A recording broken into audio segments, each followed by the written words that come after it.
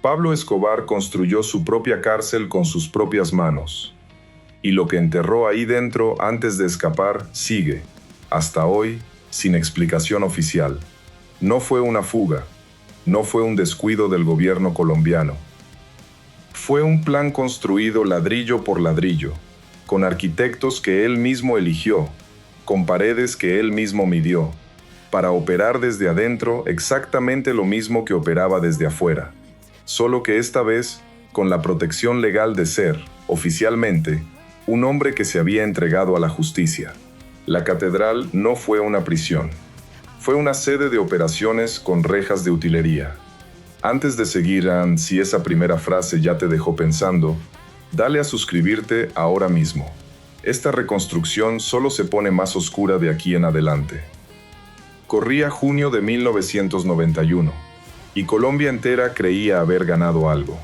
El hombre más buscado del país, el que había puesto bombas en aviones comerciales, el que había ordenado el asesinato de un candidato presidencial, el que tenía en jaque a un Estado completo, con la amenaza constante de la extradición a Estados Unidos. Se entregaba, bajaba de un helicóptero, caminaba hacia una construcción en lo alto de una montaña en Envigado, y se dejaba fotografiar como si fuera un acto de rendición. Las cámaras de televisión de la época capturaron esa imagen desde una distancia prudente, casi reverente. Un hombre con barba, chaqueta de cuero, caminando con paso tranquilo hacia un edificio de ladrillo rojo, rodeado de una cerca que, vista desde el aire, parecía más la entrada de un club campestre que el muro de una prisión de máxima seguridad. Detrás de él, un pequeño grupo de hombres armados que la prensa identificó apresuradamente como su escolta personal, aunque nadie explicó nunca del todo por qué un preso llegaba a su propia condena con guardaespaldas propios en vez de custodia oficial. El entonces presidente de Colombia habló esa noche en cadena nacional, presentando la entrega como una victoria del Estado de Derecho. En privado, según reconstruyeron después varios periodistas que cubrieron la negociación desde adentro, la sensación dentro del propio gobierno era mucho más ambigua. Habían evitado la vergüenza de no poder capturarlo, pero también habían aceptado, sin decirlo en voz alta, construir con recursos del Estado un edificio diseñado casi en su totalidad por instrucciones del propio hombre al que se suponía debía encerrar. Pero la pregunta que casi nadie se hizo en su momento era mucho más simple y mucho más incómoda. ¿Por qué un hombre con el poder de Pablo Escobar, con ejércitos privados, con jueces y policías en la nómina, con más dinero del que podía contar, elegía entregarse en vez de desaparecer en la selva o cruzar una frontera? La respuesta oficial fue siempre la misma. Se entregó porque negoció que no lo extraditarían. Se entregó porque construyeron una cárcel especial para él. Se entregó porque el gobierno cedió. Esa versión ha sido repetida tantas veces, en tantos documentales, en tantas series de televisión, que terminó por convertirse en la única versión que casi nadie se atreve a cuestionar. Y sin embargo, hay un detalle que ninguna de esas producciones ha explicado nunca con claridad. ¿Por qué, si Escobar de verdad estaba dispuesto a pagar el precio de la cárcel a cambio de evitar la extradición, se tomó tantas molestias en controlar hasta el último detalle de la construcción de ese edificio? Un hombre resignado a perder su libertad no necesita diseñar túneles bajo su propia celda. Hay que entender primero el contexto exacto de ese día, porque ahí está la primera pista de que nada de lo que ocurrió fue improvisado. Colombia llevaba años viviendo bajo un terrorismo de Estado invertido. No un Estado aterrorizando al ciudadano, sino un criminal aterrorizando a un Estado entero.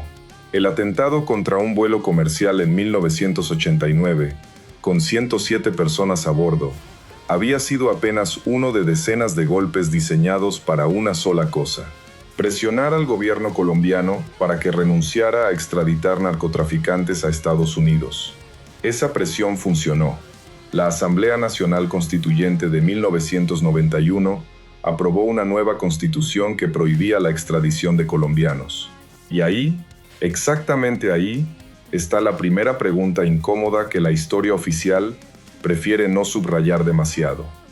¿Quién redactó los términos exactos de la entrega de Escobar? ¿Quién eligió el terreno donde se construiría su prisión? ¿Quién aprobó unos planos de construcción sin una supervisión seria del Instituto Nacional Penitenciario?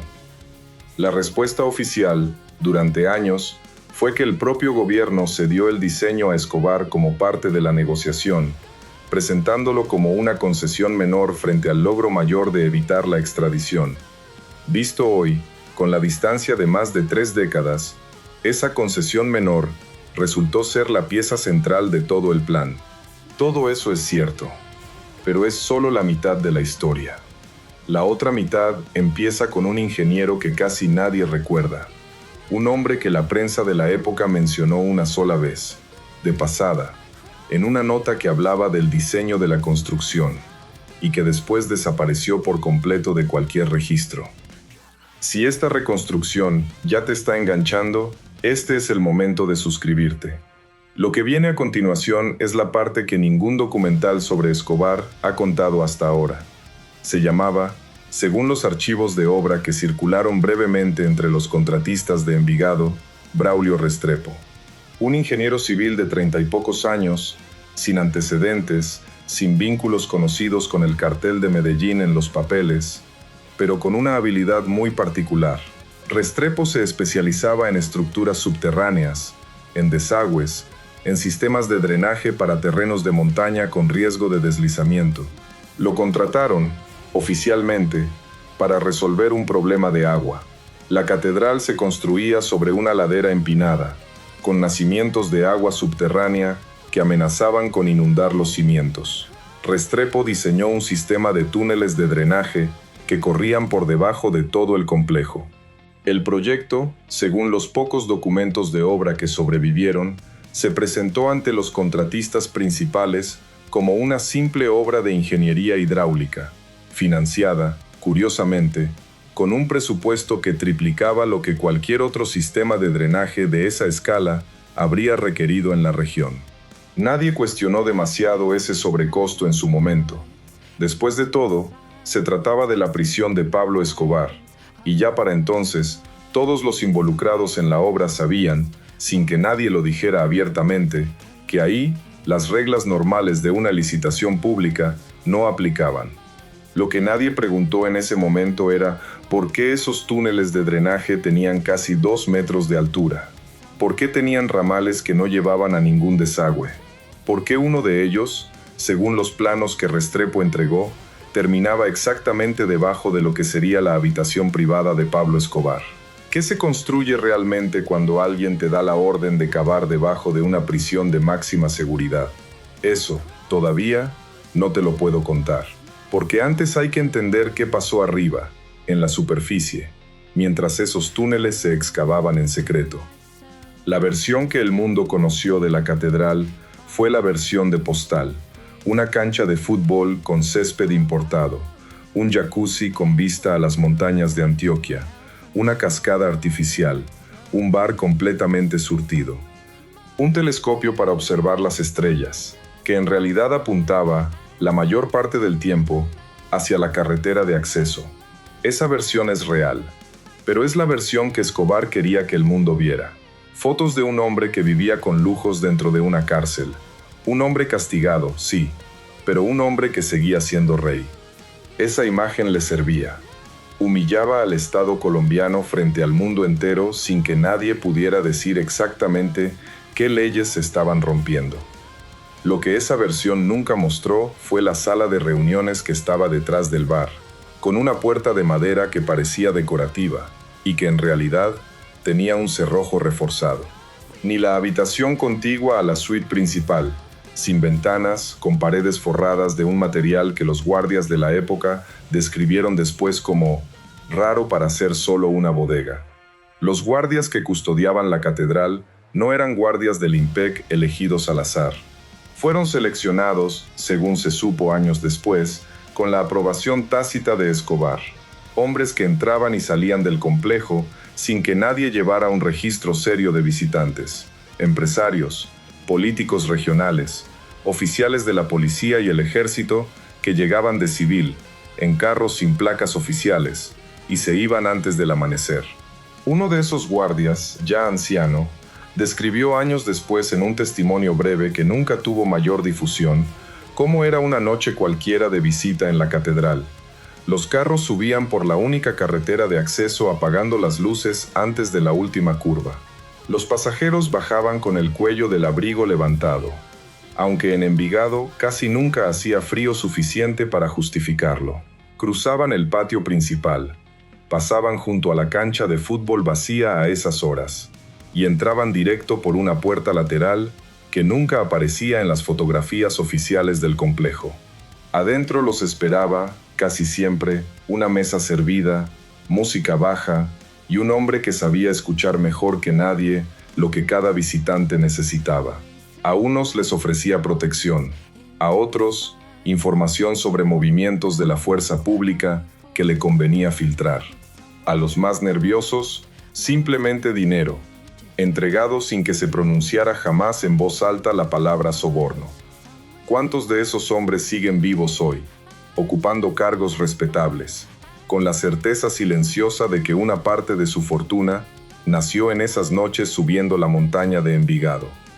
Uno de esos visitantes, según el relato del mismo guardia retirado, era un juez de un tribunal regional que llegaba casi siempre pasada la medianoche, en un vehículo distinto cada vez, como si esa simple variación pudiera protegerlo de cualquier sospecha. Nunca se quedaba más de media hora.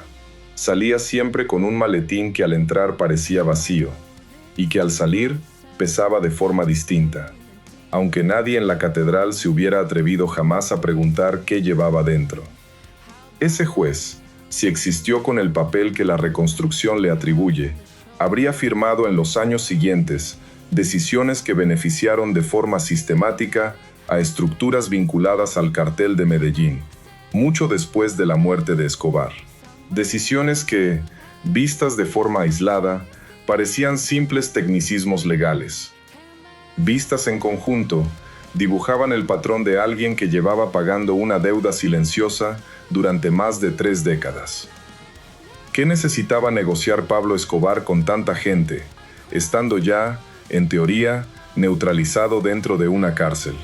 La respuesta corta es que Escobar nunca dejó de dirigir el cartel de Medellín ni un solo día de su encierro. La respuesta larga es mucho más oscura, y tiene que ver con el motivo real por el que exigió que la construcción tuviera esos túneles. Si todavía no le has dado a suscribirte, este es el momento, porque lo que viene ahora es el episodio más oscuro de toda la historia de la catedral.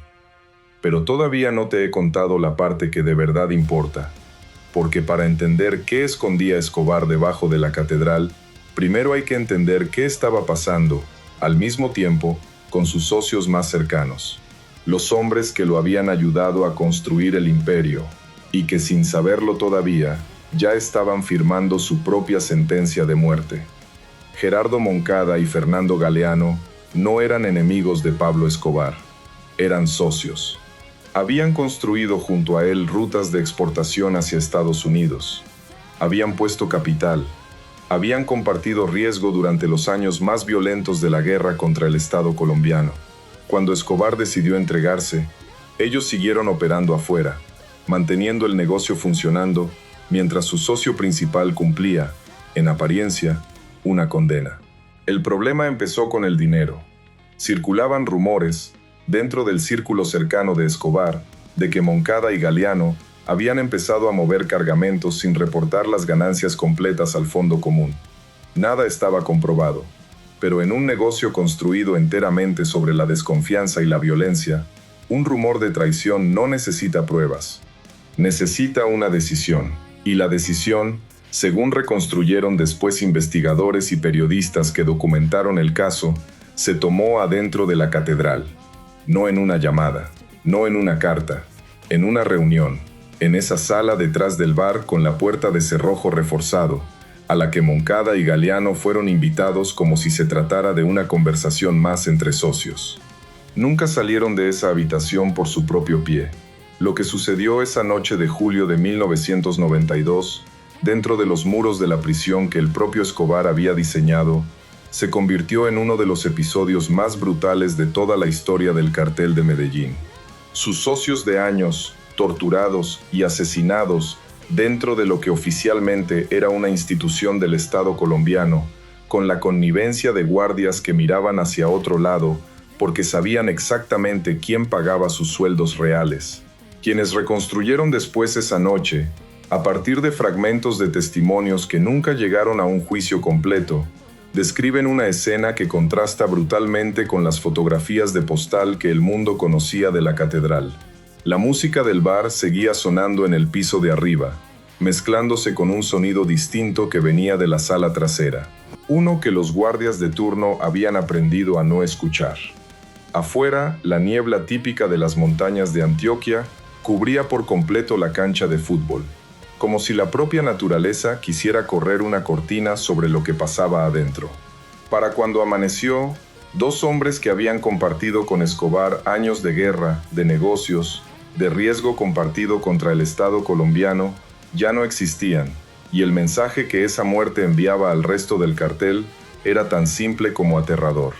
Ni siquiera dentro de una cárcel diseñada para protegerlo, Escobar dejaba de ser el hombre que decidía quién vivía y quién no. Pero aquí está lo que casi nadie se pregunta. ¿Por qué Escobar necesitaba hacerlo ahí adentro, en su propio territorio, en vez de ordenarlo desde la distancia como hacía con cualquier otro enemigo? La respuesta tiene que ver, otra vez, con esos túneles que Braulio Restrepo había diseñado meses antes. Si hasta este punto la reconstrucción te parece más oscura de lo que esperabas, imagina lo que viene. Suscríbete ahora, porque lo que sigue explica por qué Escobar necesitaba control absoluto del terreno bajo sus pies. Los túneles no eran solo un sistema de drenaje. Eran, según los planos que un contratista de la época conservó y que salieron a la luz años después en una investigación judicial menor que apenas tuvo cobertura, una red de comunicación interna que conectaba la suite principal con al menos 3 puntos distintos del complejo, incluyendo un punto de salida hacia el exterior del perímetro, disfrazado como un desagüe pluvial en la ladera de la montaña. Eso significaba dos cosas al mismo tiempo. Primero, que Escobar podía mover a alguien o deshacerse de un cuerpo sin que ningún guardia de la superficie lo presenciara jamás. Segundo, y esto es lo que casi nadie ha contado con claridad, que Escobar tenía una vía de escape construida y probada meses antes de que la necesitara. No escapó de la catedral por improvisación cuando el gobierno intentó trasladarlo en julio de 1992. Escapó porque ya tenía el camino listo desde el día en que entró.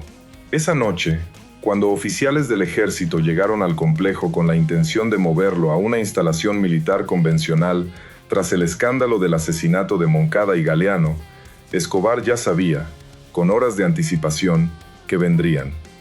Alguien dentro del propio operativo se lo había advertido, y cuando los soldados entraron al edificio principal, Escobar ya no estaba en su habitación.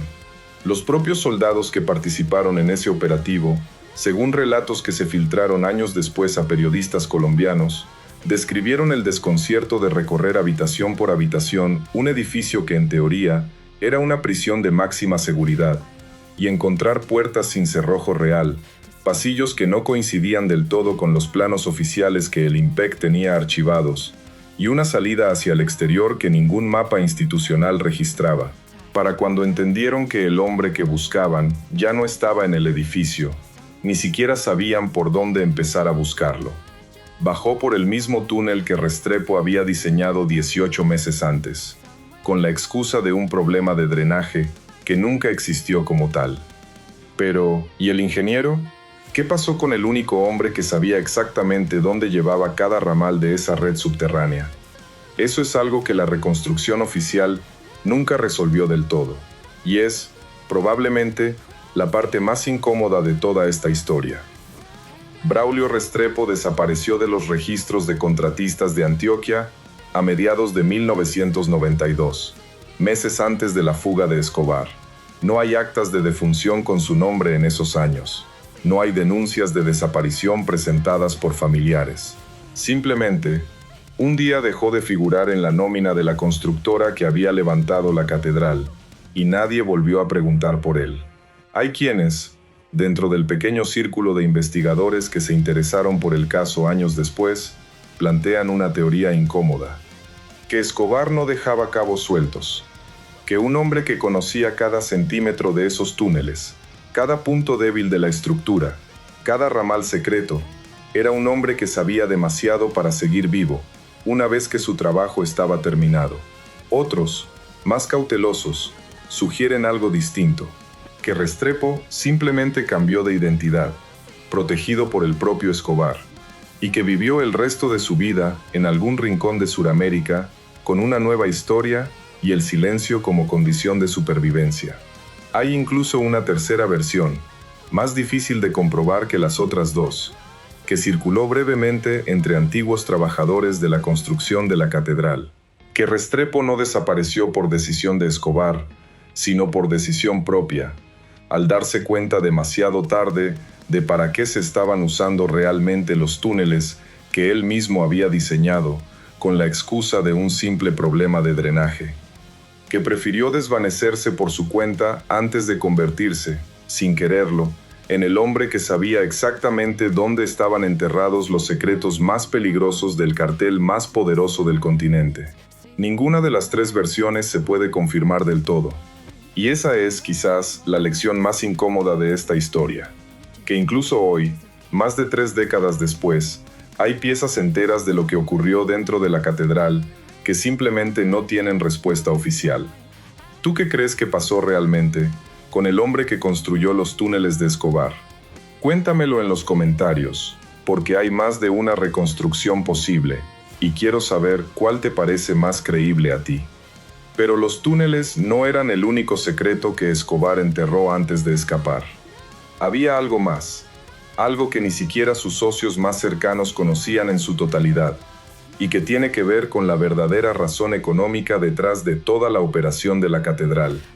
Durante su año y medio dentro de la catedral, Escobar no solo mantuvo el control del cartel de Medellín, lo expandió en ciertos frentes, específicamente en la parte financiera, aprovechando algo que ningún otro capo tenía a su disposición en ese momento: inmunidad temporal frente a la persecución activa del bloque de búsqueda y de la propia DEA, que en teoría ya no tenía sentido perseguir a un hombre que estaba, oficialmente, preso. Esa inmunidad de facto le permitió algo que resultaría, con el tiempo, extrañamente irónico.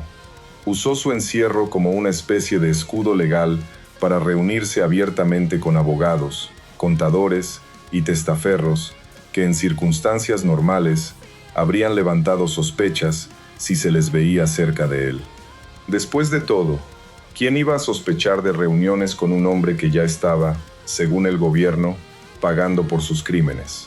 Según reconstrucciones posteriores, basadas en testimonios de exempleados del cartel que colaboraron con la justicia en los años 90, dentro de esa sala detrás del bar, no solo se planeaban ejecuciones, también se diseñaban rutas nuevas de lavado de dinero, aprovechando negocios legítimos en la construcción y el transporte que Escobar y sus socios de confianza controlaban en Antioquia.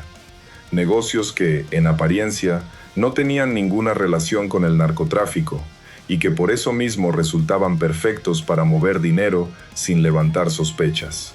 El mecanismo, según esas mismas reconstrucciones, era casi aburrido en su simplicidad, y esa era precisamente su fortaleza. Una constructora regional facturaba proyectos de vivienda que nunca se terminaban del todo, o que se terminaban muy por encima de su costo real. Una flota de camiones de carga transportaba mercancía legítima de un lado a otro del país, mezclando en cada viaje un porcentaje de carga que no aparecía en ningún manifiesto. El dinero entraba al sistema financiero colombiano disfrazado de cemento, de ladrillo, de fletes de mercancía agrícola, y salía del otro lado limpio, listo para comprar tierras, edificios y silencio.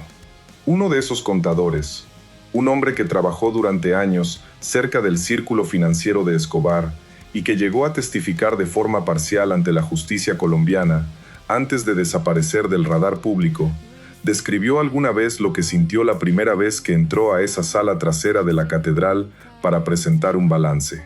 Dijo que Escobar revisaba los números con la misma calma de un empresario cualquiera, preguntando por márgenes y plazos, como si el hombre sentado frente a él no tuviera media docena de asesinatos ordenados esa misma semana. Esa capacidad de separar la violencia de los negocios, de tratarlos como compartimentos completamente distintos, fue quizás la habilidad más subestimada de todo el poder de Escobar. Parte de ese dinero, según la misma reconstrucción, nunca llegó a salir de la propia montaña donde estaba construida la catedral. Se dice que existía una bóveda, excavada como parte de la misma red de túneles de Restrepo, donde Escobar guardaba efectivo, documentos comprometedores sobre políticos y oficiales que había sobornado a lo largo de los años, y algo todavía más peligroso, una lista de nombres. ¿De quién? Eso es exactamente lo que un investigador se propuso averiguar, más de una década después, cuando la catedral ya era apenas una ruina cubierta de maleza en lo alto de la montaña. Ese investigador se llamaba, según los pocos registros que existen del caso, Fabián Uribe, un coronel retirado de la Policía Nacional Colombiana que había trabajado, en los años 90, cerca de la operación que finalmente le dio caza a Escobar en diciembre de 1993. Uribe nunca dejó de pensar en un detalle que lo perseguía desde entonces, que el Escobar que murió en un tejado de Medellín, acorralado, ya no era el hombre poderoso de la catedral, era un fugitivo desesperado, sin ejército, sin dinero fácil, sin la protección que había tenido dentro de su propia prisión construida a la medida. Uribe se preguntaba, y no era el único, ¿qué había pasado con todo lo que Escobar dejó enterrado cuando escapó por ese túnel en julio de 1992? Porque un hombre que había construido una bóveda bajo su propia celda no la habría dejado vacía al huir con lo puesto. Cuando Uribe, ya retirado, decidió investigar por su cuenta, a mediados de los años 2000, encontró algo que no esperaba. Los planos originales de Restrepo, los mismos que en teoría habían desaparecido junto con el ingeniero, existían todavía, guardados durante años por un antiguo empleado de la constructora que temía demasiado destruirlos y temía todavía más entregarlos a las autoridades. El primer contacto no fue fácil.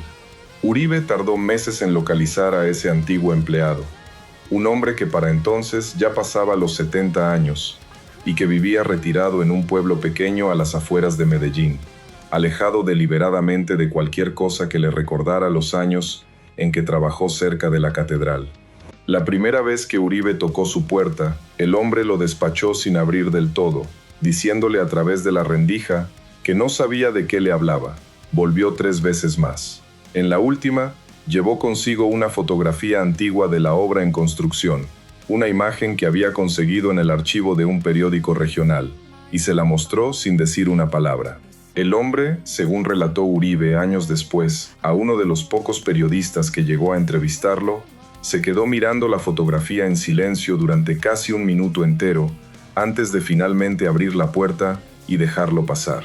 Esa noche, en la mesa de la cocina, con la luz de una sola bombilla colgando del techo, el hombre sacó de un baúl viejo un rollo de planos amarillentos, doblados con el cuidado de quien ha protegido algo durante más de 1 década por miedo, no por descuido.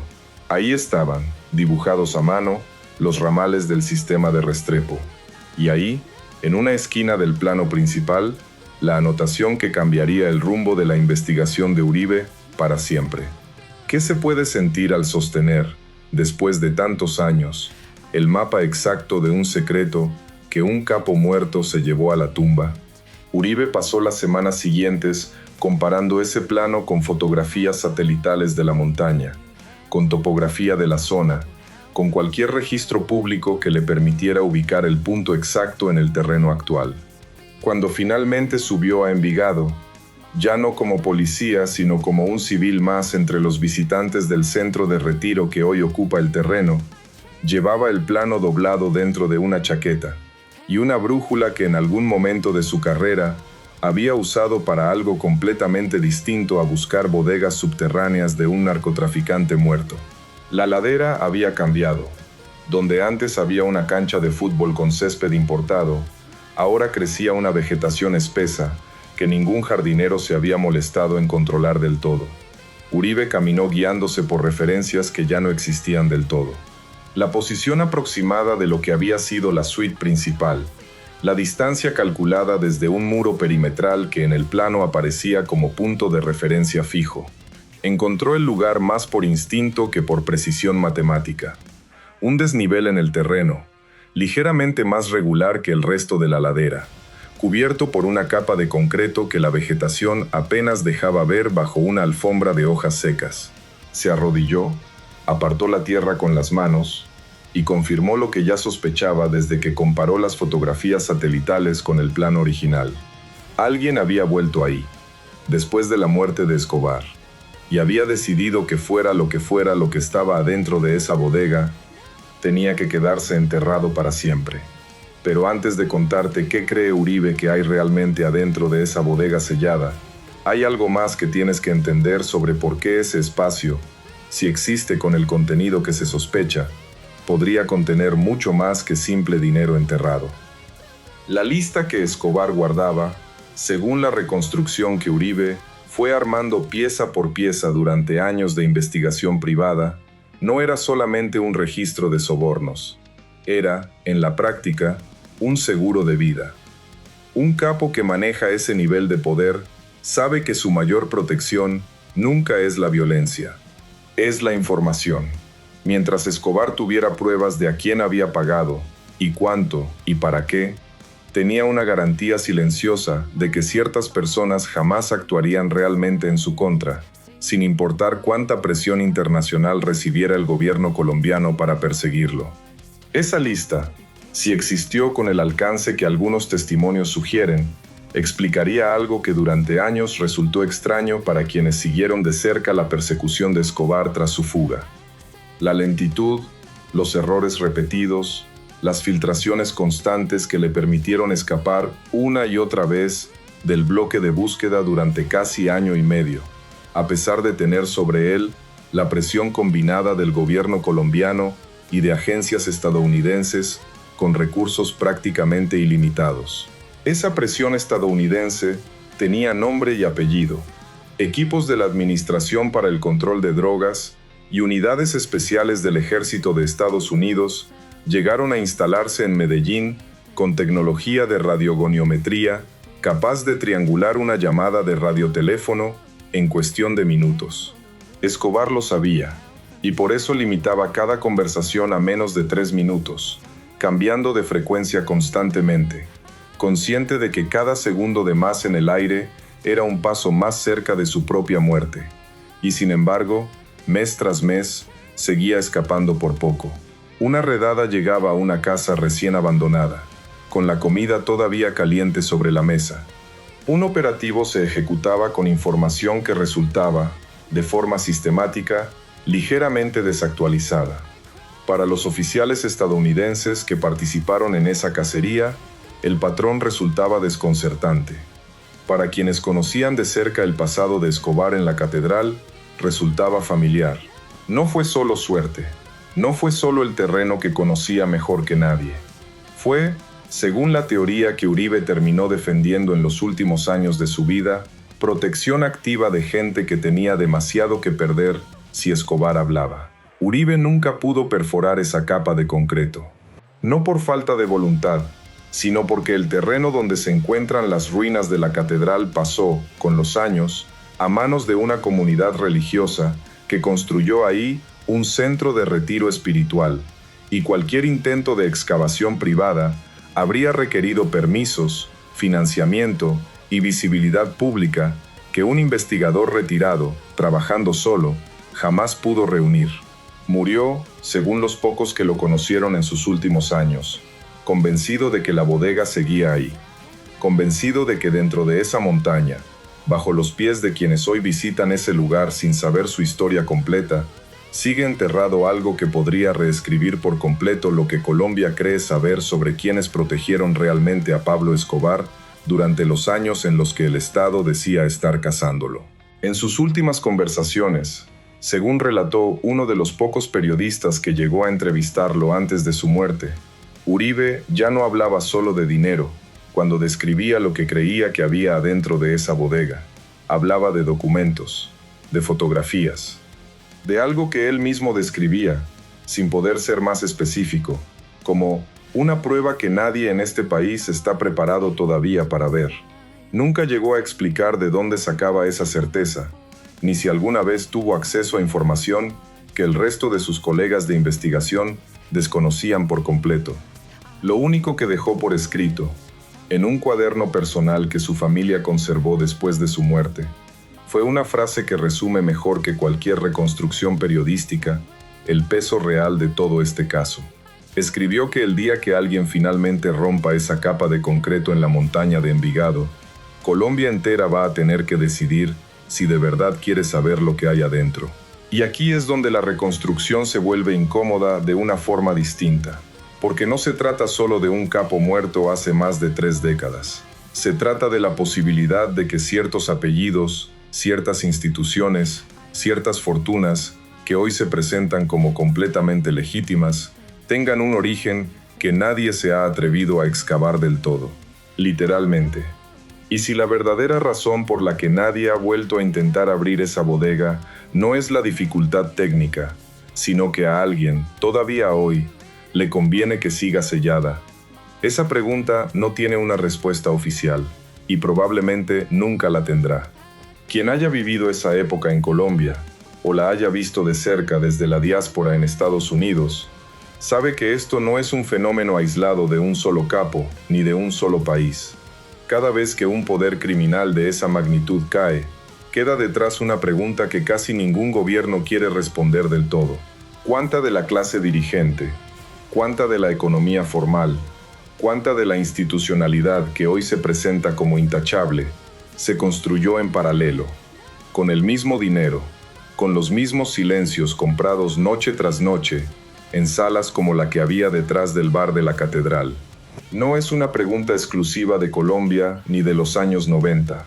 Es, de hecho, la misma pregunta que resuena cada vez que cae un capo en México, en Italia, en cualquier país donde el crimen organizado alcanzó el nivel suficiente para negociar directamente con el Estado, en vez de simplemente escapar de él. La diferencia, en el caso de Escobar, es que él mismo dejó la evidencia física de esa negociación enterrada, literalmente, bajo la montaña donde construyó su propia cárcel.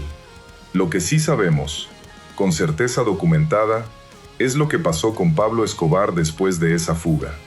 Perdió, en cuestión de meses, casi todo lo que había construido durante años de impunidad.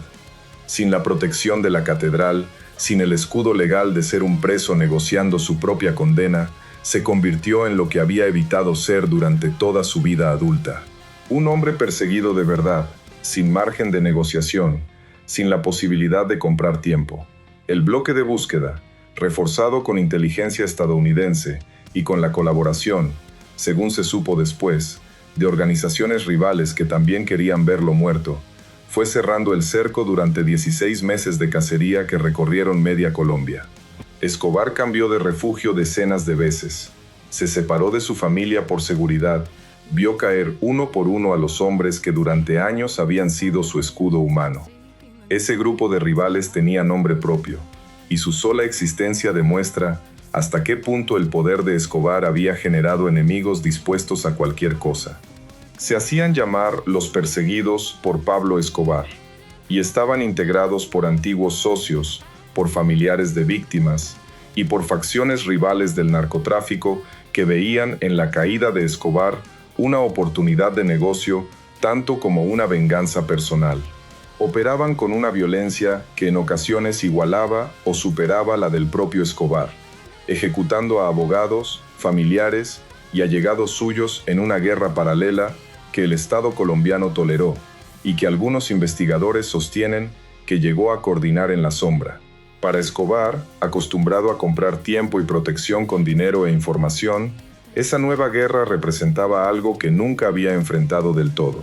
Un enemigo que no quería negociar, que no aceptaba sobornos, que solo quería verlo muerto tanto como él mismo. Uno por uno, los abogados que habían defendido a Escobar durante años empezaron a aparecer asesinados en circunstancias que dejaban un mensaje claro.